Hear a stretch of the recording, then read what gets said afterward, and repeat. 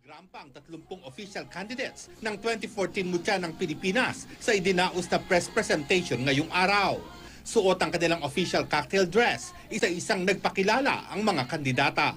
Siyam sa mga kandidata ay galing sa ibang bansa, kabilang ang Italy, Canada, Australia, Germany at USA.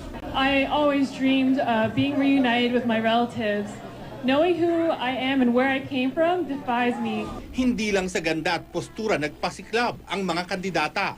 Updated din sila sa current events. Maging ang ilan sa kanila ay may opinyon tungkol sa inihaing impeachment complaints laban kay Pangulong Noynoy Aquino. No one is above the law. If you have done something unconstitutional or something that is against the law, then something must be done about it.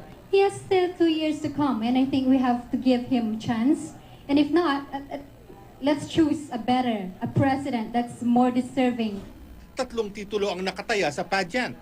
Ang Mutya ng Pilipinas Asia Pacific International, Mutya ng Pilipinas Tourism International, at Mutya ng Pilipinas Overseas Communities. Gaganapin ang Grand Coronation Night sa August. Pabonggahan sa pagrampa ang 30 gorgeous candidates mula sa opening hanggang sa iba pang parte ng pageant na ginanap sa Parañaque. Sa huli, 3 naggagandahang dilag ang kinoronahan.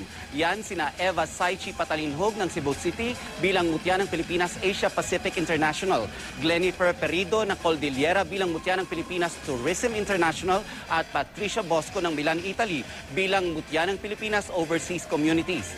Mapapanood nyo ang crowning moment nila pati ang iba pang highlights ng Coronation Night alas 12 ng tanghali bukas bago mag-Sunday All-Stars dito lang sa Kapuso Network.